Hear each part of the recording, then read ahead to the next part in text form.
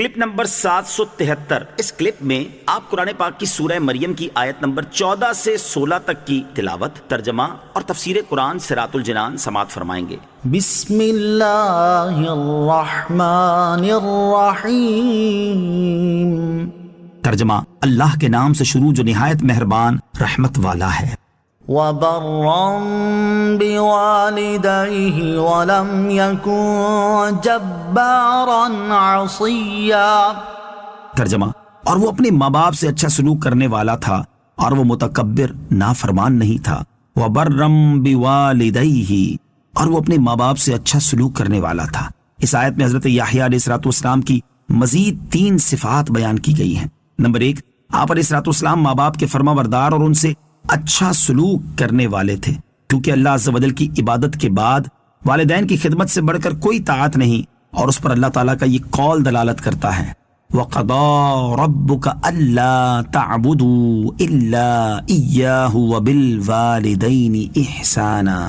ترجمہ، اور تمہارے رب نے حکم فرمایا کہ اس کے سوا کسی کی عبادت نہ کرو اور ماں باپ کے ساتھ اچھا سلوک کرو۔ نمبر 2 اور نمبر 3، آپ علیہ السلام تکبر کرنے والے اور اپنے رب عز و جل کے نافرمان نہیں، بلکہ آپ علیہ السلام عاجزی و انکساری کرنے والے اور اپنے رب عز و جل کی اطاعت کرنے والے تھے۔ یہاں جبار کے معنی متکبر کے ہیں، اور ایک قول یہ بھی ہے کہ جبار وہ شخص ہوتا ہے جو غصے میں مارے اور قتل کرے۔ وَسَلَامٌ عَلَيْهِ يَوْمَ وُلِدَ وَيَوْمَ يَمُوتُ وَيَوْمَ يُبْعَثُ حَيًّا۔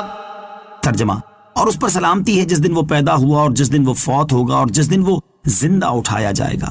وَسَلَامٌ عَلَيْهِ، اور اس پر سلامتی ہے، یعنی جس دن حضرت یحییٰ علیہ السلام پیدا ہوئے اس دن ان کے لیے شیطان سے امان ہے کہ وہ عام بچوں کی طرح آپ علیہ السلام کو نہ چھوئے گا، اور جس دن آپ علیہ السلام وفات پائیں گے اس دن ان کے لیے عذاب قبر سے امان ہے، اور جس دن آپ علیہ السلام کو زندہ اٹھایا جائے گا اس دن ان کے لیے قیامت کی سختی سے امان ہے۔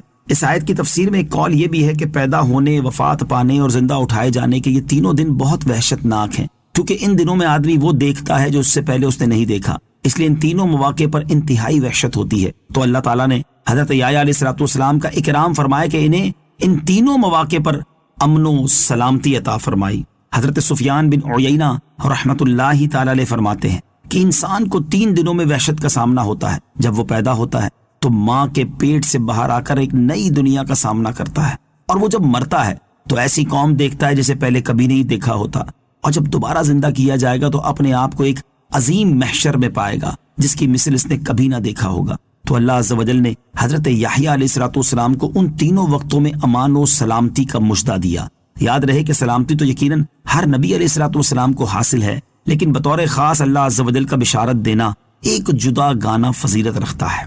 ولادت کے دن خوشی اور وفات کے دن غم کا اظہار نہ کرنے کی وجہ، اس آیت میں اللہ تعالیٰ نے حضرت یحییٰ علیہ السلام کی ولادت کے دن ان پر سلام بھیجا۔ اس سے معلوم ہوا کہ نبی کریم علیہ السلام کی ولادت کے دن ان پر سلام بھیجنا اللہ تعالیٰ کی سنت ہے۔ اسی وجہ سے اہل سنت و جماعت 12 ربیع الاول کے دن اللہ تعالیٰ کے حبیب اور تمام انبیاء کے سردار صلی اللہ تعالیٰ علیہ وسلم کی ولادت کا دن مناتے ہیں، اور اس دن آپ علیہ السلام پر درود و سلام کی کثرت کرتے ہیں، نظم و نثر کی صورت میں آپ کی شان اور آپ کے فضائل و مناقب بیان کرتے ہیں۔ فی زمانہ کچھ لوگ اسی آیت مبارکہ کو بیان کر کے یہ اعتراض کرتے ہیں کہ حضرت یحییٰ علیہ السلام کی وفات کے دن بھی ان پر سلام بھیجا گیا ہے، اس لیے تم جس طرح رسول پاک علیہ السلام کے میلاد کا دن خوشی اظہار کر کے مناتے ہو، اسی طرح ان کی وفات کا دن بھی غم ظاہر کر کے منایا کرو۔ اس کا جواب یہ ہے کہ اللہ تعالیٰ نے ہمیں قرآن مجید میں اپنی نعمت کا چرچا کرنے اور اپنا فضل و رحمت ملنے پر خوشی منانے کا حکم دیا ہے، اور چونکہ نبی پاک علیہ السلام سے بڑی اللہ تعالیٰ کی کوئی نعمت نہیں، اور پیارے آقا علیہ السلام ہی اللہ تعالیٰ کا سب سے بڑا فضل اور سب سے بڑی رحمت ہے،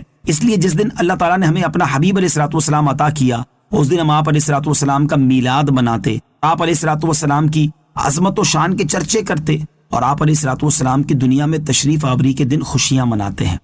وَاذْكُرْ فِي الْكِتَابِ مَرْيَمَ إِذِ انتَبَذَتْ مِنْ أَهْلِهَا مَكَانًا شَرْقِيًّا۔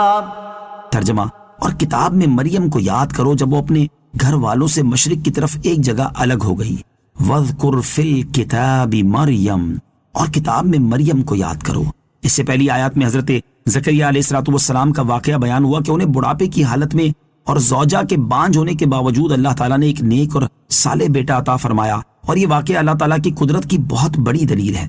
اب یہاں سے اللہ تعالیٰ کی قدرت پر دلالت کرنے والا ایک اور انتہائی حیرت انگیز واقعہ بیان کیا جا رہا ہے۔ چنانچہ اللہ تعالیٰ نے ارشاد فرمایا، اے پیارے حبیب صلی اللہ تعالیٰ علیہ وسلم، آپ قرآن کریم میں حضرت مریم رضی اللہ تعالیٰ عنہا کا واقعہ پڑھ کر ان لوگوں کو سنائیے تاکہ انہیں ان کا حال معلوم ہو جب وہ اپنے گھر والوں سے مشرق کی طرف ایک جگہ الگ ہو گئی اور اپنے مکان میں یا بیت المقدس کی شرقی جانب میں لوگوں سے جدا ہو کر عبادت کے لیے خلوت میں بیٹھی۔ حضرت مریم رضی اللہ تعالیٰ عنہا کی فضیلت، مریم کے معنی ہے عابدہ، خادمہ۔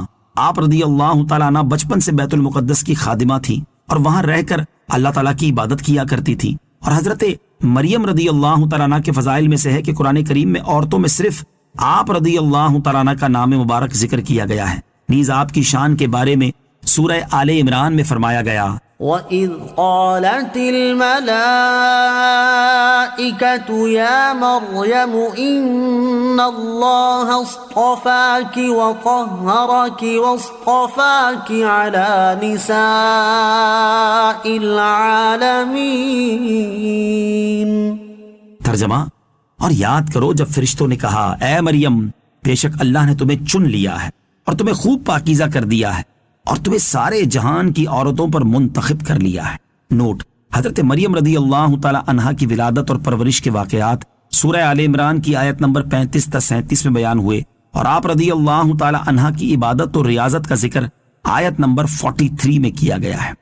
صلو علی الحبیب صلی اللہ تعالی علی محمد صلی اللہ تعالی وسلم۔